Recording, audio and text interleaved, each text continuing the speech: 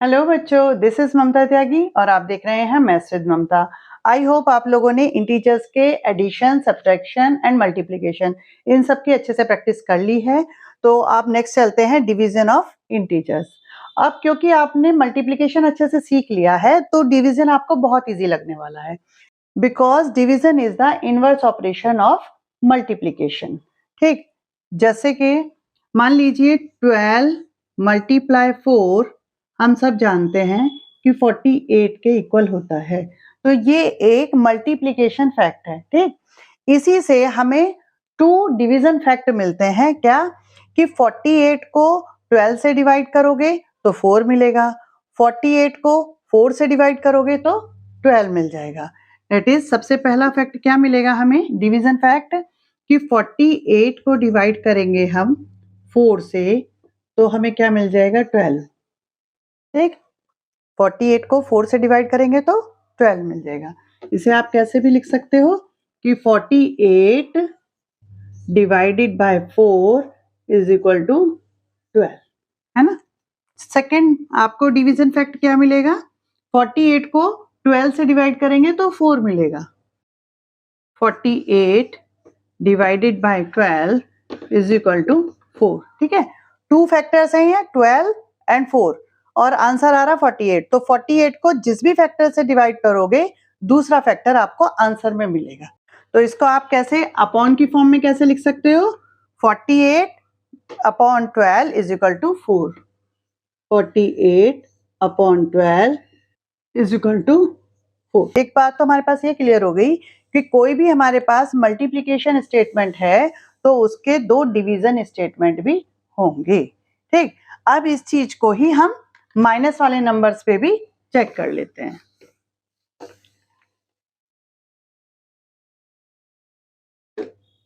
मान लीजिए माइनस के 3 मल्टीप्लाई 4 इज इक्वल टू क्या आ जाएगा, मल्टीप्लाई तो आती है ना आपको, माइनस और प्लस माइनस और 3 4 जा 12। ठीक, अब इसके डिवीजन फैक्ट क्या होंगे, डिवीजन स्टेटमेंट। फर्स्ट तो ये होगा कि -12 को -3 से डिवाइड करो तो 4 मिलेगा। -12 divided by -3 is equal to 4। ठीक, तो इसको किस तरह से लिख सकते हो आप कि -12 divided by -3 is equal to 4। अगर सेम साइन से डिवाइड किया जा रहा है कि ऊपर भी माइनस है नीचे भी माइनस है तो प्लस का आंसर आएगा, और अगर एक तरफ प्लस है और दूसरी तरफ माइनस है, यानी कि ऊपर माइनस है नीचे प्लस है या ऊपर प्लस है नीचे माइनस है, तो आंसर आएगा माइनस में। ठीक, नेक्स्ट स्टेटमेंट क्या आएगा हमारे पास, डिवीजन स्टेटमेंट, कि -12 को 4 से डिवाइड किया, divided by 4 is equal to आएगा माइनस के 3।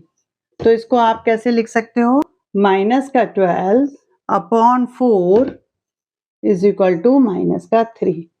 देखिए अब नोटिस कीजिए, यहाँ पे ऊपर माइनस है नीचे प्लस है तो आंसर में माइनस आएगा। ठीक, यदि दो नेगेटिव नंबर को मल्टीप्लाई किया जाए, दैट इज -2 मल्टीप्लाई -5, तो आंसर क्या आएगा हमें पता है, माइनस माइनस प्लस हो जाएंगे और आंसर आ जाएगा 10, पॉजिटिव 10। ठीक, अब इसमें से 2 डिवीजन फैक्ट मिलेंगे हमको। क्या, 10 को -2 से डिवाइड कीजिए, 10 डिवाइडेड बाय -2 तो आंसर मिलेगा -5। इसको आप और कैसे लिख सकते हो कि 10 divided by -2 is equal to -5। देखिए ऊपर प्लस है नीचे माइनस है तो आंसर में माइनस आया। इससे कोई फर्क नहीं पड़ रहा है कि ऊपर माइनस है या नीचे माइनस है। अगर ऊपर और नीचे डिफरेंट साइन है, एक तरफ प्लस है एक तरफ माइनस है, तो आंसर में माइनस आएगा। ठीक, अब नेक्स्ट आ जाएगा इसका एक और स्टेटमेंट, क्या बन सकता है हमारे पास, 10 divided by -5 is equal to -2। तो इसको आप क्या लिख सकते हो कि 10 divided by -5 is equal to -2। कुछ और स्टेटमेंट देखिए, -3 मल्टीप्लाई -7, आंसर क्या आएगा, माइनस माइनस प्लस 21। ये हो गया मल्टीप्लिकेशन स्टेटमेंट। और इसका डिवीजन स्टेटमेंट क्या होगा कि पहला होगा आपको 21 को -3 से डिवाइड करो तो -7 मिलेगा। तो 21 divided by -3 is equal to -7। इसको और किस तरह से लिख सकते हो आप? 21 डिवाइडेड बाय -3, यहाँ पे से ब्रैकेट में कर देती हूँ, ठीक, इज इक्वल टू -7। ठीक, सेकेंड आपका डिवीजन स्टेटमेंट क्या होगा कि 21 divided by -7 is equal to -3। 21 divided by -7 is equal to -3। और इसको आप कैसे लिख सकते हो? 21 divided by -7 is equal to -3। Clear? तो आपको क्या समझ में आया कि a को आप डिवाइड करो अगर -b से, या -a को डिवाइड करो b से, तो इन दोनों का आंसर सेम ही रहेगा। इसका क्या मतलब हुआ कि a अपॉन -b हो या -a अपॉन b हो, वो दोनों सेम ही चीज है, दोनों का आंसर सेम ही मिलेगा। क्या? माइनस का a अपॉन b, और where b shouldn't be 0। b जो है नीचे वाला जो डिनोमिनेटर है या जिससे डिवाइड किया जा रहा है वो नंबर 0 नहीं होना चाहिए। अगर नीचे वाला नंबर 0 हो जाएगा तो उसकी कोई वैल्यू नहीं होती है। 0 से किसी को आप डिवाइड नहीं कर सकते हो। माइनस का a डिवाइड किया जा रहा है माइनस के b से, ठीक, तो उसका आंसर क्या होगा? किसके बराबर होगा? a डिवाइडेड बाय b के।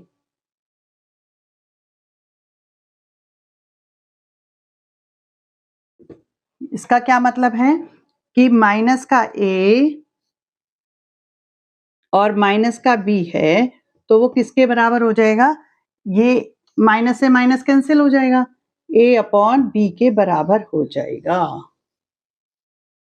ठीक है, और वो चीज हमेशा रहेगी कि b शुडंट बी 0, यानी कि डिनोमिनेटर 0 नहीं होना चाहिए। नेक्स्ट आ जाती है बात, मान लीजिए कोई नंबर है 35 और उसकी मल्टीप्लाई करी आपने 1 से, तो आंसर क्या आएगा? 35 1 जा 35, दोनों प्लस में है तो आंसर भी प्लस में आ गया। तो ये तो हो गया मल्टीप्लिकेशन में स्टेटमेंट। अब इसका डिवीजन में स्टेटमेंट क्या आएगा कि 35 को 35 से डिवाइड करो तो 1 आएगा, और 35 को 1 से डिवाइड करो तो 35 आएगा। यही तो होते हैं डिवीजन के। तो 35 divided by 1 is equal to 35। एक स्टेटमेंट तो ये हो गया। तो इससे क्या हमें समझ में आया कि 1 से किसी भी नंबर को डिवाइड करेंगे आंसर में वही नंबर मिलेगा। ये मल्टीप्लाई में भी होता था, 1 से किसी भी नंबर को मल्टीप्लाई करेंगे तो आंसर में वही चीज मिलती थी। ऐसे ही डिवाइड में भी होता है। ठीक, एक तो ये हो गया डिवीजन का स्टेटमेंट। एक क्या होगा? 35 को 35 से डिवाइड करो तो आंसर 1 आएगा। तो 35 को डिवाइड कीजिए 35 से तो आंसर विल बी 1। तो इसका क्या समझ में आया आपको कि किसी नंबर को उसी नंबर से अगर डिवाइड किया जाता है तो आंसर 1 आता है। तो इससे आपको क्या क्या समझ में आया कि अगर आप a को डिवाइड कर रहे हो 1 से तो आंसर विल बी a, और a को डिवाइड कर रहे हो a से तो आंसर विल बी 1। दो चीजें इससे समझ में आ गई। ठीक,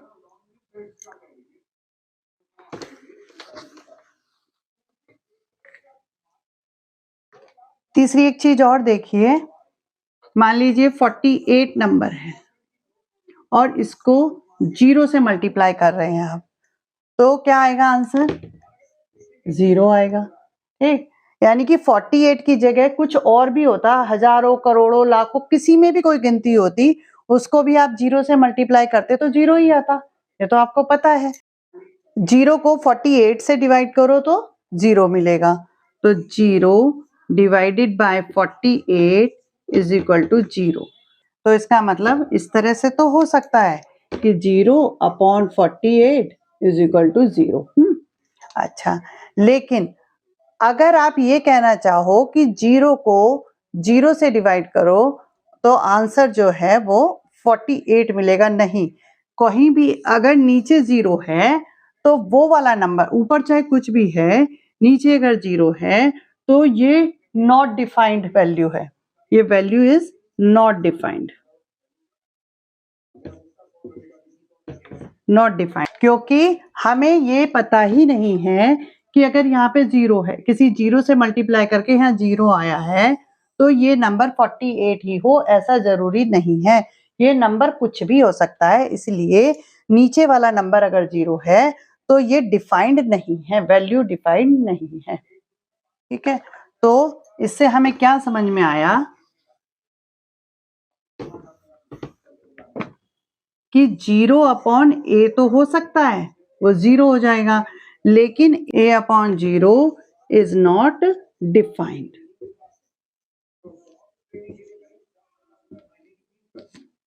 बस इतना ही आपको डिवीजन के बारे में समझना है कि सेम साइन से डिवाइड हो रहा है तो प्लस का क्वोशिएंट आएगा, डिफरेंट साइन से डिवाइड हो रहा है तो नेगेटिव क्वोशिएंट आएगा, 1 से डिवाइड हो रहा है तो वो नंबर खुद आएगा, खुद नंबर से डिवाइड हो रहा है तो 1 आंसर आएगा, और 0 से डिवाइड हो रहा है तो नॉट डिफाइंड है, और 0 नंबर किसी से डिवाइड हो रहा है तो उसका आंसर 0 आएगा।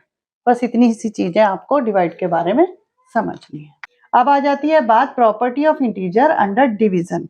देखो, क्लोजर प्रॉपर्टी जब हमने देखी थी,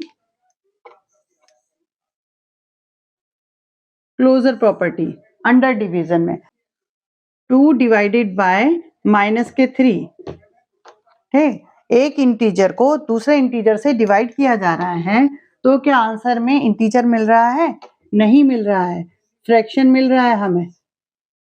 तो इसका मतलब इंटीजर मिल भी सकता है और इंटीजर नहीं भी मिल सकता है। मान लीजिए 4 को डिवाइड कीजिए आप 2 से, तो आंसर में 4/2 और दैट इज 2, यहाँ इंटीजर मिल रहा है। ठीक है, इंटीजर मिल भी सकता है और नहीं भी मिल सकता है। इट्स मीन जो इंटीजर्स हैं वो क्लोजर प्रॉपर्टी को अंडर डिवीजन फॉलो नहीं करते हैं। ऐसे ही कम्यूटेटिव प्रॉपर्टी है। कम्यूटेटिव प्रॉपर्टी क्या है कि अगर किसी इंटीजर को दूसरे इंटीजर से डिवाइड किया जाए और फिर इनका ऑर्डर चेंज कर लिया जाए, मान लीजिए 2 को -5 से डिवाइड कर रहे हैं और अगर -5 को 2 से डिवाइड करें तो क्या दोनों की वैल्यू सेम होगी? नहीं, ये दोनों की वैल्यू सेम नहीं होगी। तो अंडर डिवीजन में इंटीजर्स जो हैं वो कम्यूटेटिव प्रॉपर्टी को फॉलो नहीं करते हैं। तो फाइनली क्या समझ में आया कि इंटीजर्स जो हैं वो अंडर डिवीजन में ना कम्यूटेटिव प्रॉपर्टी को फॉलो करते हैं, ना क्लोजर प्रॉपर्टी को फॉलो करते हैं, और ना ही एसोसिएटिव प्रॉपर्टी को फॉलो करते हैं। तो आई होप आपको ये चैप्टर बहुत अच्छे से क्लियर हो गया होगा। मिलते हैं नेक्स्ट वीडियो में। Thank you.